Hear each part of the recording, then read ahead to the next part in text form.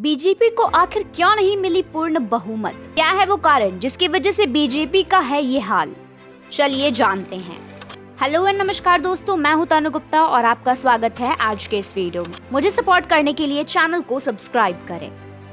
लोकसभा चुनाव 2024 में एनडीए को भले ही स्पष्ट बहुमत मिल गई है, लेकिन इंडिया गठबंधन 235 सीट जीतकर सरकार बनाने का दावा कर रही है। नरेंद्र मोदी की अगुवाई में लगातार 2 चुनावों में स्पष्ट बहुमत लाने वाली बीजेपी इस बार काफी दूर रही। सरकार बनाने के लिए बीजेपी को सहयोगी दल पर निर्भर रहना पड़ेगा। पिछले चुनाव में बीजेपी के पास 303 जबकि एनडीए के पास 350 से अधिक सीटें थी। तो आखिर इस बार ऐसा क्या हुआ जिसकी वजह से बीजेपी का ये हाल हो गया? चलिए जानते हैं। बीजेपी को इस चुनाव में उत्तर प्रदेश से सबसे बड़ा झटका लगा, क्योंकि राम मंदिर के बाद सबको ये उम्मीद थी कि यूपी और अयोध्या में बीजेपी आसानी से जीत जाएगी और 80 सीट में से 70 सीट तो ले ही आएगी। पर हुआ इसके ठीक उल्टा। बीजेपी यूपी में ही पिछड़ गई और अयोध्या से ही हार गई। अयोध्या, जहां 80% से भी अधिक हिंदू हैं, जहां 500 सालों के बाद बीजेपी ने राम मंदिर का सपना पूरा किया और साथ ही कई डेवलपमेंट भी किए, इसके बावजूद भी बीजेपी को यहां पर हार मिली, जिसका कारण ये बताया गया कि बीजेपी ने अयोध्या धाम के विकास पर सबसे ज्यादा फोकस किया। सोशल मीडिया से लेकर चुनाव प्रचार में अयोध्या धाम में हुए विकास कार्यों को बताया गया, लेकिन बीजेपी ने अयोध्या के ग्रामीण क्षेत्रों पर बहुत ज्यादा फोकस नहीं किया। अयोध्या धाम से अलग ग्रामीण क्षेत्रों की तस्वीर बिल्कुल अलग रही। ग्रामीणों ने इसी आक्रोश के चलते बीजेपी के विपक्ष में मतदान किया। अयोध्या में राम पथ के निर्माण के लिए जमीन की अधिग्रहण किया गया। कई लोगों के घर दुकान तोड़े गए। निराशाजनक पहलू ये भी रहा कि कई लोगों को मुआवजा तक नहीं मिला।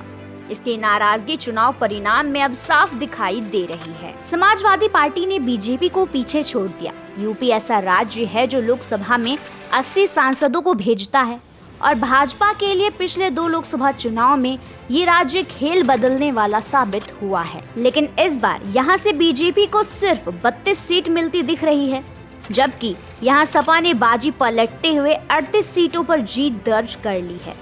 इसी के साथ नरेंद्र मोदी की अगुवाई में पिछले 2 लोकसभा चुनाव में जिस तरह से धमाकेदार जीत मिली थी, उससे एनडीए काफी कॉन्फिडेंस में थी। वहीं एग्जिट पोल में जो आंकड़े दिखाए गए उससे एनडीए का आत्मविश्वास और बढ़ गया, लेकिन रिजल्ट ठीक उसका उल्टा साबित हुआ। वहीं आपको बता दें कि बीजेपी की हार की सबसे बड़ी वजह उम्मीदवारों का चयन भी रहा। बीजेपी ने कई सीटों पर मौजूदा सांसदों को टिकट नहीं दिया और ऐसे उम्मीदवारों पर भरोसा जताया जो भरोसे पर खड़े नहीं उतर सके।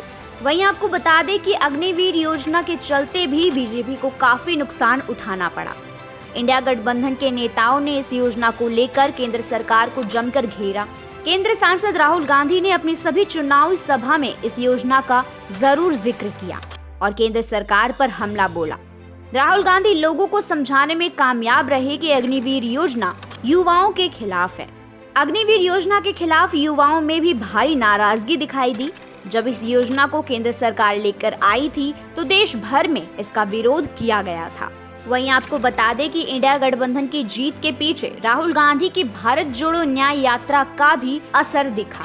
लोकसभा चुनाव की घोषणा होने से पहले ही उन्होंने देश के बड़े राज्यों में अपनी यात्रा शुरू की, जिसमें उन्होंने उत्तर प्रदेश, बिहार, महाराष्ट्र, झारखंड जैसे प्रमुख राज्यों में अपना रूट बनाया।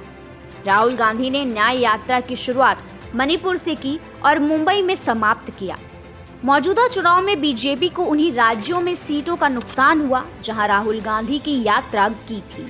वहीं मणिपुर और लद्दाख ने मिलकर बीजेपी के खिलाफ वोटिंग किया और इसका नतीजा ये हुआ कि कांग्रेस ने मणिपुर में जीत हासिल की और लद्दाख में स्वतंत्र उम्मीदवार ने जीत हासिल की। इसी के साथ अब सबका फोकस नीतीश कुमार और टीडीपी मुखिया चंद्रबाबू नायडू पर है।